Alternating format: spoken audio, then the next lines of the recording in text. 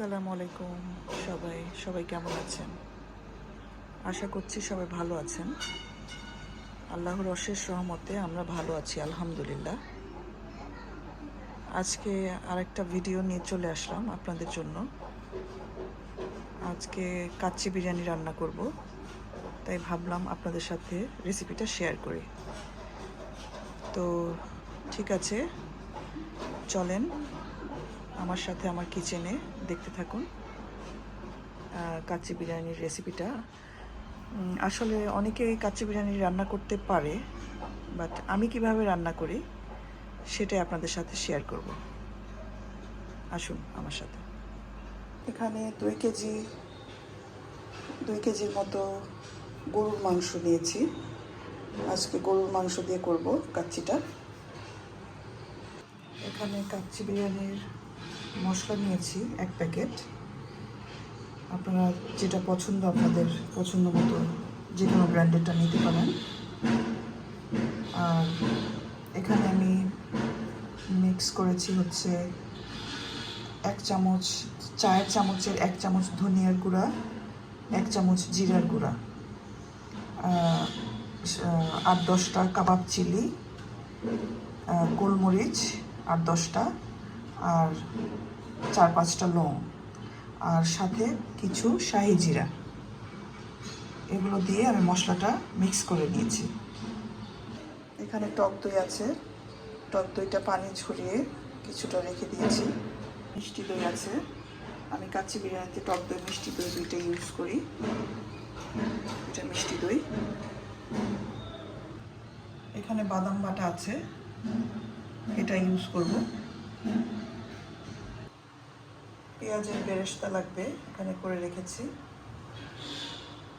আর বাকিগুলো আমি দেখাচ্ছি। মশলা দিয়ে দিব টেবিল চামচ দিয়ে। মশলাটা দিয়ে দিলাম টেবিল চামচের এখানে 3 চামচ। এখন বিরিয়ানির মশলা যেটা মিক্স করে রেখেছি ওটা দিয়ে দিলাম। এখন সস দিয়ে দিব।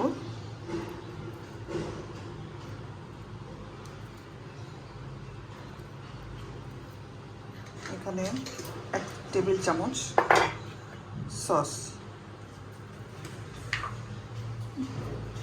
সয়া সস দিব।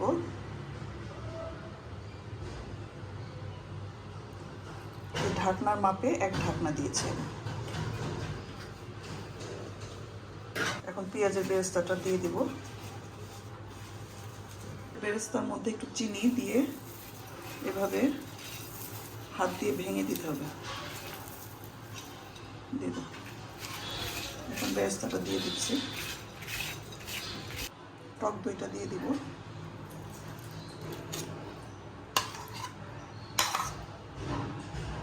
দিয়ে দাও। এখানে পুরোটা টক দই 1/2 কেজি আমি দিয়ে দিলাম। মিষ্টি দই দিচ্ছি টেবিল চামচের 3 চামচ। কেওড়া দিচ্ছি 1 ঢাকনা ম্যারিনেটের সময় দিয়ে দিচ্ছি। আপনারা আপনাদের টেস্ট অনুযায়ী দিবেন। আর লাগবে অল্প অল্প। হ্যাঁ, এখানে যে পেঁয়াজ বেরেস্তা করার যে তেলটা আছে এখান থেকে আমি কিছুটা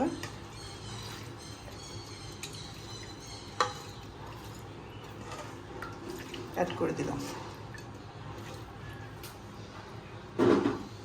এটা খুব ভালো করে হাত দিয়ে মাখাতে হবে।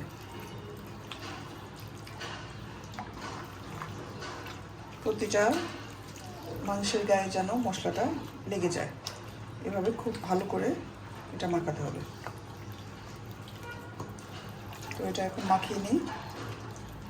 আমি আজকে এই প্যাকেটটা ইউজ করছি বাসমতি রাইস, তাজমহল। আপনারা চাইলে যে কোনো ব্র্যান্ড ইউজ করতে পারেন। আজকে এটা ইউজ করলাম। আমি এখানে রাইসটা ধুয়ে রেখেছি, আগে থেকে ধুয়ে রাখলে রাইসটা সুন্দর ঝরঝরা হয়ে যায় রান্না করার পর, কারণে এটা আগে থেকে ধুয়ে রেখেছি। এখানে আলুগুলো ভেজে রেখে দিয়েছি একটু ফুড কালার দিয়ে। এখানে ম্যারিনেট করা মাংসটা দিয়ে দিয়েছি। এখন আমি আস্তে আস্তে সব লেয়ার করে দিতে থাকবো। এটার উপরে আলু যাবে, তারপরে আস্তে আস্তে সব দিতে থাকবো, তারপরে রাইসটা যাবে। দেখতে থাকুন। আর এই মাংসটা কিন্তু আমি 2 ঘন্টা ম্যারিনেট করে রেখেছিলাম, আপনারা চাইলে আরও বেশিও রাখতে পারেন। পাচ্ছেন চালটা সিদ্ধ করার জন্য আমি এখানে পানি গরম করে নিয়েছি। পানিতে দিয়েছি হচ্ছে শাহি জিরা, দারচিনি, 4টা তেজপাতা আর 7-8টা এলাচ। এখন আমি চালটা দিয়ে দিব। চালটা সিদ্ধ হয়ে গেছে, 20% কুক করে নিয়েছি, আর বাকিটা দমে সিদ্ধ হবে। চালটাকে আমি এখন দেখতে পাচ্ছেন চালটা আমি পানিটা ঝরিয়ে রেখেছি। আর এখন তেজপাতা, গরম মশলা এগুলো ফেলে দিব। আর চালটা দেখতে পাচ্ছেন এরকম হয়েছে, এরকম থাকবে, ভিতরের মাছটা এরকম শক্ত থাকবে। দমে দিলে এটা হয়ে যাবে। এখানে পাউডার মিল্ক আমি টেবিল চামচের 3 টেবিল চামচ গরম পানিতে গুলিয়ে নিয়েছি। আছে স্যাফরান বা জাফরান, যেটাই বলেন। তো আমি গরম দুধের মধ্যে কিছুটা দিয়ে দিব, এতে করে কালারও সুন্দর আসবে আর ফ্লেভারটাও খুব ভালো হবে। দিয়ে দিচ্ছি, কালারটা ছাড়বে আস্তে আস্তে।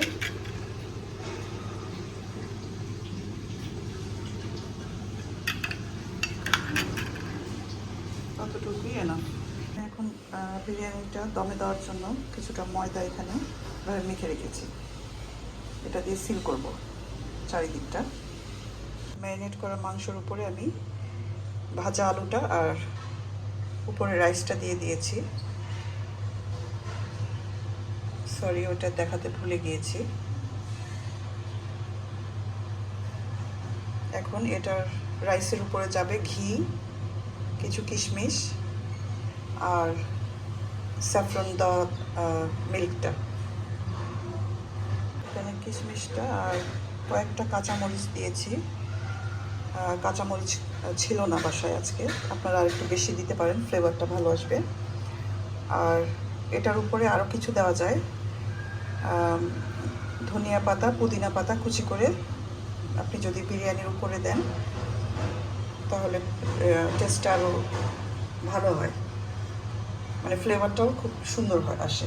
আজকে আমার বাসায় ধনিয়া পাতা, পুদিনা পাতা ছিল না, তাই দেই নাই, আপনারা দিয়ে দিতে পারেন। দিয়ে দিলাম ঘি, স্যাফরন দিয়ে গোলানো সে মিল্কটা দিয়ে দিচ্ছি।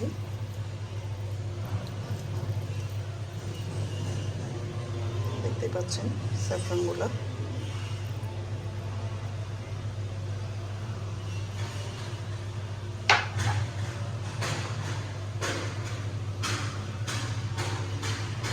বাইরে প্রচুর আওয়াজ হচ্ছে, আপনারা প্লিজ ইগনোর করবেন।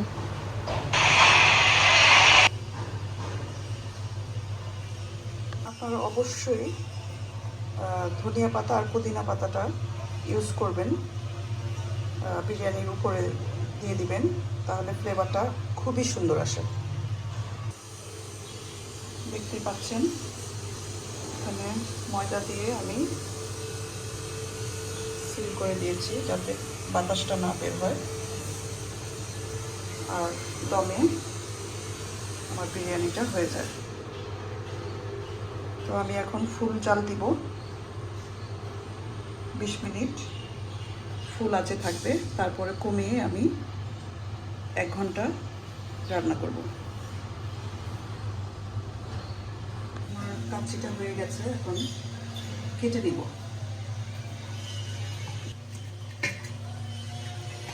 পাচ্ছেন খুলে নিলাম। এখন একটু ক্লিন করে দেখাচ্ছি আবার। দেখেন,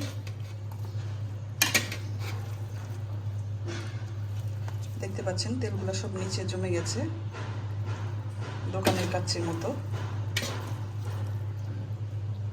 ওয়াও, খুব সুন্দর একটা ফ্লেভার ছড়াচ্ছে। আমি আপনাদের রেডি করে দেখাচ্ছি। দেখতেই পাচ্ছেন আমি এভাবে মিক্স করে নিই কাচ্চিটা। অনেকে সাইড থেকে কেটে নেয়, বাট আমি এভাবে মিক্স করে নেওয়াটাই পছন্দ করি। মিক্স করে কিছুক্ষণ আবার ঢেকে রাখলে প্রপারলি সব দিক দিয়ে হয়ে যায়। মিক্স করা হয়ে গেছে, দেখতেই পাচ্ছেন কালারটা কেমন জানি আসতেছে। আমার এখানে একটু আলো কম। আমার কাচ্চির ফাইনাল লুক।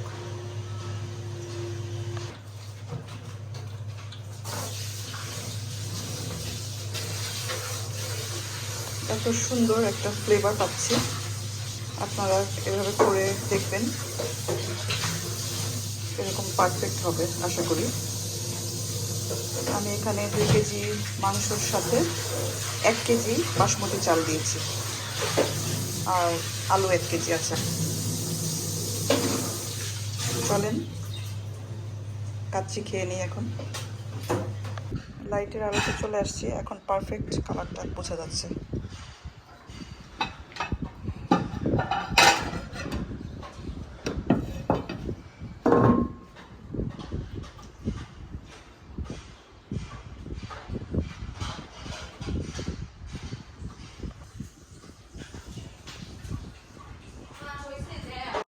এই যে আমার কাচ্চিটা দেখতে পাচ্ছেন, গরম ধোয়া উঠছে। এই যে দেখেন মাংসটা এরকম নরম হয়ে গেছে, এরকম সফট।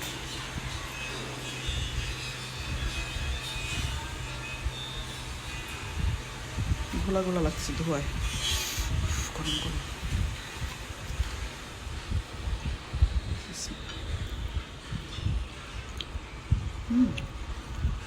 সব কিছু পারফেক্ট, মশলা লবণ সব পারফেক্ট, এক্সেলেন্ট।